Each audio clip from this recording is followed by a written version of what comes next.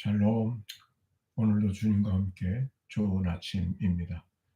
어제의 말씀을 되새김질합니다. 사도행전 7장 59절 60절. 그들이 돌로 스데반을 치니 스데반이 부르짖어 이르되 주 예수여 내 영혼을 받으시옵소서 하고 무릎을 꿇고 크게 불러 이르되 주여 이 죄를 그들에게 돌리지 마옵소서. 이 말을 하고 자니라. 스데반이 복음을 전하다가 죽는 장면을 묘사한 말씀이죠. 그의 마지막 모습이 마치 예수님을 연상하는 것 같아 특별한 은혜가 있습니다. 스데반이 성령에 충만하여 하나님의 영광, 예수님께서 하나님 우편에 서신 것을 보았다고 했습니다. 더욱이 하늘나라 은혜로 하나님께로 돌아가는 그의 모습은 참 극적인 장면입니다. 저는 이 말씀 속에 스데반이 용서의 기도를 드리되 무릎을 꿇고 드리고 있다는 사실에 주목하게 되었습니다. 용서의 기도는 아무나 하는 기도가 아닙니다. 하고 싶어도 안 될 때가 많은 기도이기 때문입니다. 그러기에 주님께서 그 용서의 기도, 즉 주님의 용서를 기억하며 늘 죄 지은 자를 위해서 사하는 그런 기도를 드리라고 가르치지 않았습니까? 그런데 여기 스데반이 무릎을 꿇고 기도하는 장면, 나는 이만큼 용서할 줄 아는 사람입니다. 그렇게 드리는 당당한 기도처럼 느껴지지 않습니다.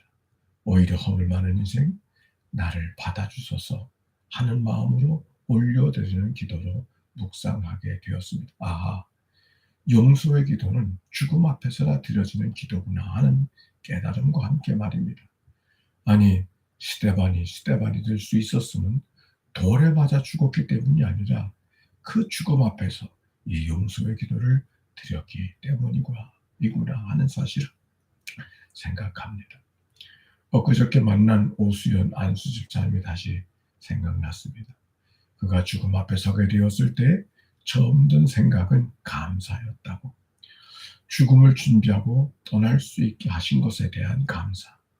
그리고 생각하니 얼마나 자기 인생에 허물진 것이 많이 있는지 생각이 났다고 했습니다. 특별히 갑자기 40년 전에 20대에 있었던 일에 대한 기억이 났다고 합니다. 당시 초상집에 양초를 사라고 어느 장로님이 주신 돈 10,000원을 양초를 사다 드리고 나머지는 친구들과 함께 임으로 밥을 먹었던 기억이 늘 죄송하고 남겨져 있던 기억인데 그거를 풀고 가고 싶은 마음이 그에게 들었던 첫 번째 생각이었다고 말합니다. 용기를 내서 다 찾아가 용서를 구하고 그리고 그와의 관계를 새롭게 풀었다고 말합니다. 아니, 그는 기억도 하지 못하는 기억을 되살려가면서 하나님 앞에 용서의 기도를 드리게 된 자신의 삶을 간증했습니다. 사람의 인생을 사노라면 두 길이 있지 않습니까? 하나는 사는 길로 사는 것, 또 하나는 죽는 길로 가는 길입니다. 그러나 생각해보면 작정하고 죽음의 길을 가는 길이 얼마나 있을까? 예수님이 그 길을 가셨지만 말입니다. 너나 나나 다 사는 길로 가기를 원치 않습니까?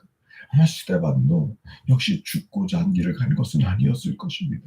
그런데 어떻게 그 스데반이 우리가 아는 스데반이 될 수 있었을까? 애굽을 떠난 이스라엘 백성을 생각했습니다. 40년을 헤매야 되는 광야의 길은 죽음 같은 길이었습니다. 그러나 광야의 길도 가고 싶어 간 길이 아닙니다. 갈 수밖에 없었던 길이죠. 그런데 그 길이 그들을 살게 하는 길이 되었습니다. 홍해를 건너가고 만남의 매출을 공급해 주시는 하나님의 은혜를 특별히 경험하게 됐던 것입니다. 어제는 아들 가족이 와서 하루를 함께 보냈습니다. 저녁 식사를 하고 모두 함께 노을을 보러 나갔습니다. 뜨겁게 장렬하던 태양이 죽어가는 시간, 자신의 뜨거운 죽음을 온 하늘에 나누고 있었습니다. 저 죽어가는 태양이 가장 아름다운 자태를 드러내는 모습을 보면서 나는 어떻게 할 것인가를 생각하게 합니다. 아마 누구라도 그렇게 생각할 것입니다. 늦은 밤 아들과 함께 T2 교회로 향하고 있었습니다. 이렇게 쉽게 티투 교회로 공항으로 달려갈 수 있는 곳에 내가 머물러 살고 있음이 웬일인가 생각하니 지나온 시간을 아들과 함께 나누게 되었습니다. 모든 것이 기적의 시간이었다는 말과 함께 말입니다. 그 언제부터인가 이제는 살아온 삶이 아니라 다른 삶을 살게 될지 모른다고, 아마 그 길은 광야의 길일지도 모르겠다고 하는 말을 한 기억이 있습니다. 사람들은 은퇴를 말하고 쉼을 말하지만 내게는 전혀 그렇게 다가올 것 같지 않은, 느껴지지 않던 시간이었습니다. 그런데 이 밤 티투교회로 달려가는 아들과 나의 모습을 보면서 뭔가 오히려 설레이는 느낌과 함께 지나온 시간에 대한 하나님의 은혜, 도우심을 기억하고 있었습니다. 하나님의 선한 인도하심을 감사하고 고백했습니다. 그러나 깨닫습니다. 스데반을 기억한다는 것은 그저 스데반의 죽음이 아니라 용서의 기도를 기억할 것이로구나.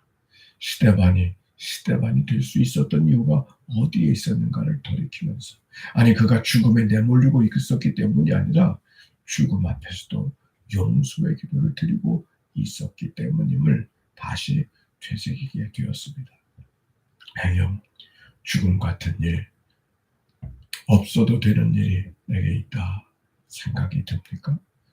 나를 스데반으로 살게 하시려는 하나님의 은총이 혹시 그 속에 감추어져 있는 것은 아닌지요.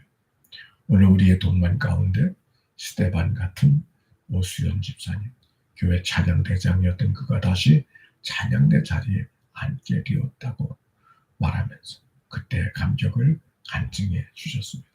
그의 건강을 위해서도 기도해 주시기 바랍니다. 자, 오늘의 말씀입니다. 마가복음 8장 33절. 예수께서 돌이키사 제자들을 보시며 베드로를 꾸짖어 이르시되 사단아 내 뒤로 물러가라. 내가 하나님의 일을 생각지 아니하고 도리어 사람의 일을 생각하는도다 하시고, 오늘도 주님과 함께 승리의 하루가 되십시오. 사랑하고 축복합니다. 승리.